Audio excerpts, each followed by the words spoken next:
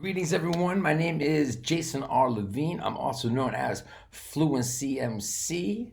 And I've often said the world is better when we learn together. I am an English teacher, trainer, knowledge entertainer, originally from the United States, mainly from the New York City area. I am currently in Paris, France, basically living now in Paris, France. My main job in English language teaching is I'm a practice MC. What I mean by that is I'm a rapper. I create songs and videos to help English learners worldwide, all ages, all cultures, to practice English, getting the repetition they need through rhyme and rhythm so that grammar structures, vocabulary, pronunciation features stick in their heads, because that's what's so beautiful about music. It helps us remember, it helps us understand more what we hear in English and or any language, and it helps us read with reading lyrics. It helps us in so many different ways, and it's fun. And it's a great way to learn together. So I travel, speaking of learning together, I travel around the world, mainly in Europe, to schools, primary schools, middle schools, high schools, universities, right? And do shows with English learners. And when I'm not doing that, I'm creating songs and videos that I use in my shows, but that everyone can use at home or on the go. You can flow. So you know who I am a little bit now. So I'm going to give you a little more information about me. My favorite color, it's red. My favorite food, that's difficult. I love food. But I would say anything really spicy. I like hot peppers, so I like spicy Thai food and Indian food and Mexican food. If I could live anywhere in the world for a year, I would probably live in Southeast Asia, in a country in Southeast Asia, because I've never been to that part of the world and I would love to do so. So maybe Vietnam. I'd like to share with you how I became a teacher, and it connects directly with this idea of we learn together. So I love learning, and as a teacher, I think you never stop learning. We never stop learning, whatever we do. But when you're a teacher, you're really learning all the time, and you're learning with other people. English teaching specifically, I always love the English language. You know, I write songs, I write rhymes. I love playing with language. I love answering questions about language, and especially helping people remember more language so they can do more with language. Many times people ask me, how can I improve my speaking? And there are different things about speaking English that might be difficult. I think the number one thing, I'll tell you my number one, number two. My number one thing is what I was saying before about remembering. If you don't get enough exposure to grammar structures, vocabulary words, you're not going to remember them. And so you need repetition, not just studying them or trying to memorize them. This doesn't work. So listening to the same songs many times, you'll get that language ready to go when you speak. Watching TV series, especially if you repeat them. Gamer tutorials on YouTube. When you repeat things in a fun, meaningful way, stays in your head. And the best thing, when you're in a situation, when you want to speak English, you got it. It's ready. Accurate and more fluent. As I like to say, practice builds accuracy, accuracy builds confidence, and confidence builds fluency.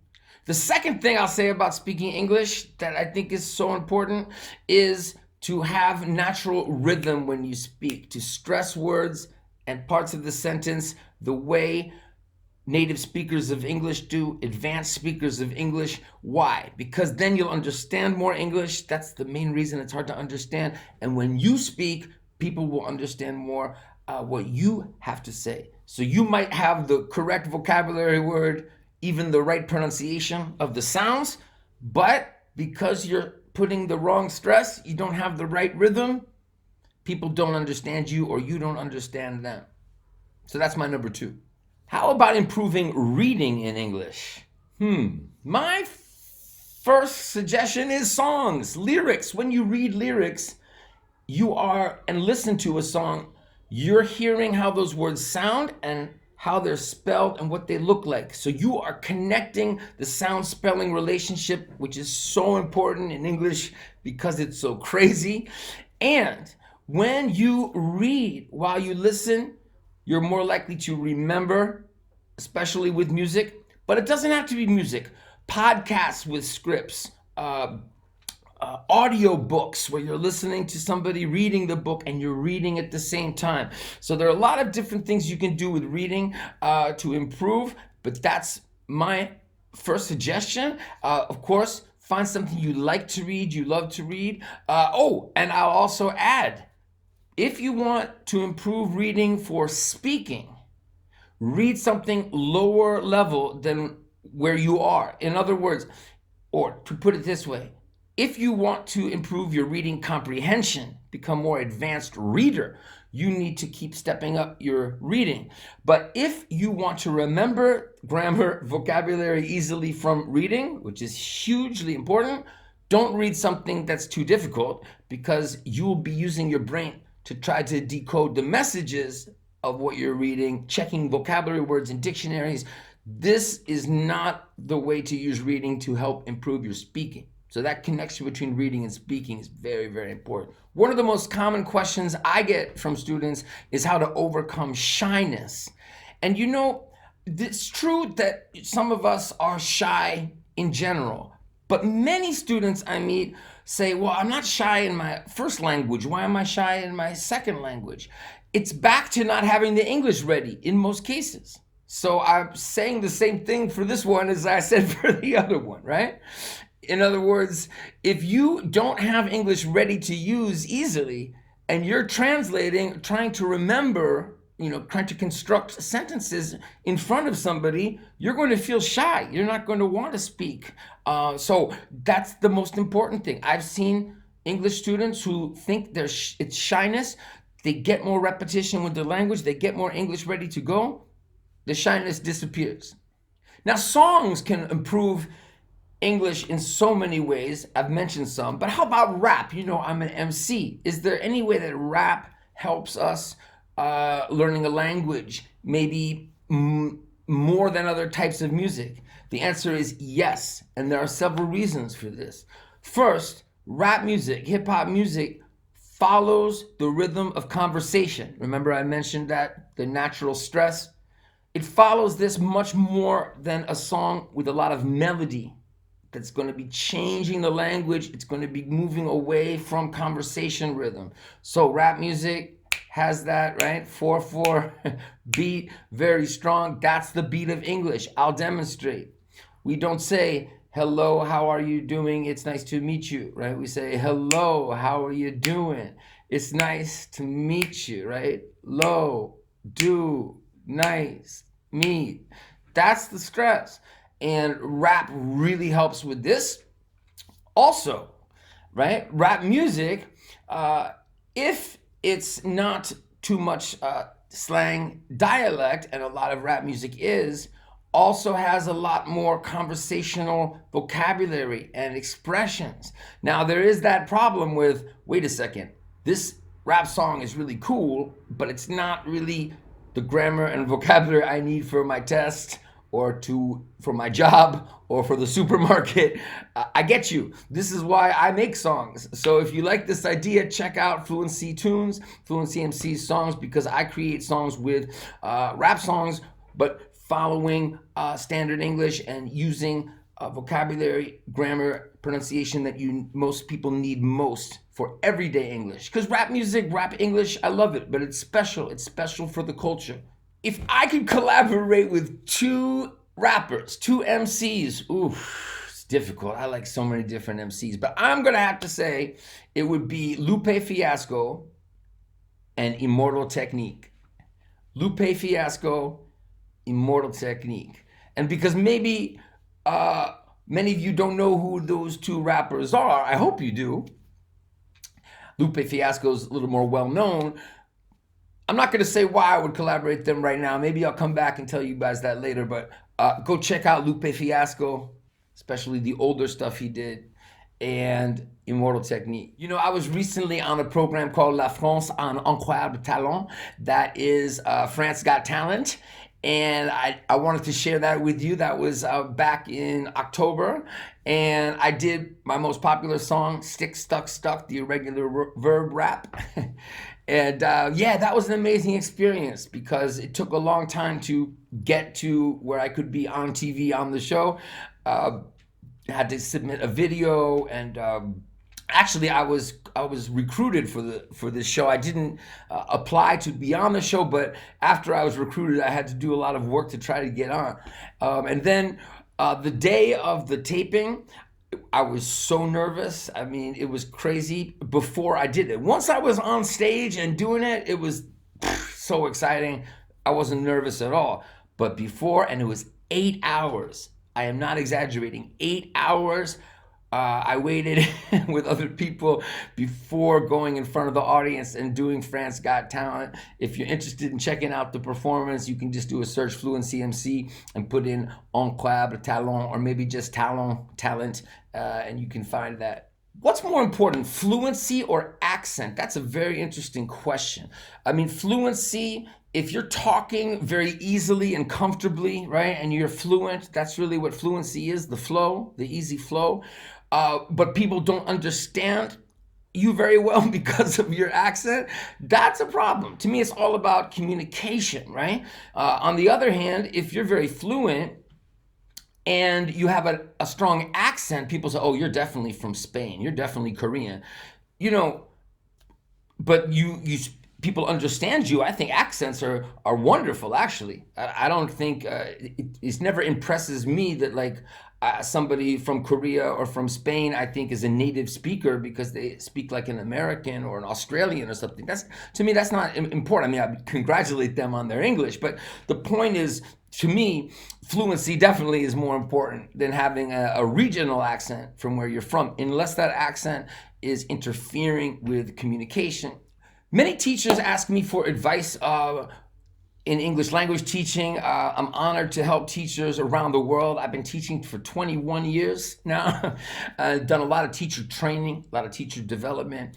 My advice for teachers, future teachers, is find what your passion is in English language teaching, because there are so many different ways to go with English teaching in general. But with language teaching, you know, if you're someone that's really into the cultural side and that motivates you, throw yourself into the cultural side. If it's the traveling side, if it's, you know, showing, teaching people in your home country who come to learn English, if that's what you like, you know, there's so many ways to help people, but it needs to be something that you really, really feel in your heart. So for me, I love the language itself, talking about the language itself. So I get really into that and the frequency of idioms and collocations and things like this. Or you like to play music like me, or make music. You like to do poetry, drama, you know, tell stories. You like games in the classroom. Think about what you naturally like, because then you'll be more excited to teach and your students will be more excited to be with somebody who's excited. To me, that's the number one thing. You got to be true to yourself and find out. And you can experiment. If you're not sure starting out, just keep your mind open. You'll get there. I've been thinking recently more about future trends in English language learning and teaching during this crisis we're having, where most of us have to stay at home, and we're teaching and learning more online. You know, I've been an online teacher for a long time, so it's an interesting and exciting time for me in many ways to apply what I've done in the past with more students who are learning online, and help more teachers who are just getting into online teaching of English. So I think this is great, because with online we can reach more people in the world who may not have the money or they're not geographically privileged to find the right English teachers and classes. So this has been a big motivation for me for years, and if it develops more, reaching more people through online learning, I think this is going to happen. It's happening, and it's going to keep happening. So that's a very, very important trend. We've always said there's going to be more online learning, but it's sort of been kind of plateauing for a while, and it's now moving up. So the reason why this is happening is not a good reason, but the fact that it's happening is something that's really going to help a lot of people learning and teaching English in the years to come. A video that I've always wanted to make but never have is for my song Get a Life, which is the story of a boy growing up in poverty, right?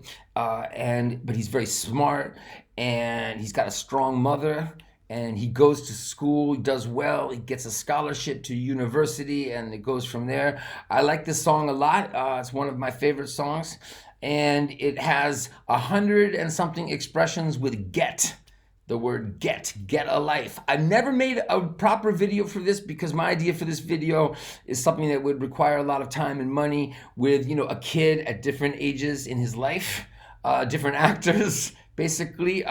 So yeah, I hope one day to have the means to make a video like that for Get a Life. What does the word insight mean to me? I've always loved this word. If you have insight into a situation, insight into how to do something, like you have, it's sort of like the knowledge, but also kind of, to me, the creative thinking about it. It could come from experience doing something, so you have the insight, you were trained, but it also could just be something that's more, you're more creative, you're motivated and passionate, and that's why you have the insight. It's not just your experience, it's also how you're using your ideas and experience. So if we have insight into how to do things, we can help people. So I think about insight this way, how important it is to have insight in different areas to help people in different ways, and that's about back to learning together. We learn together. The world is better when we learn together. I would describe Teacher Will as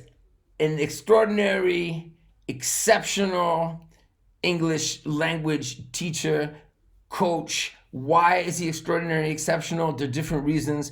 I'm gonna say number one, his personality, just how genuine and compassionate he is, how compassionate he is about other people, and passionate in his work. Like I said before, the best teachers, and that's why he's so popular, is the best teachers are really putting their passion into what they do, and Teacher Will does that. So his personality, and definitely also his dedication to what he does. He's a hard worker, he's diligent, he's out there creating material. There's a lot of materials that English language learners need, and he's hitting all the different areas.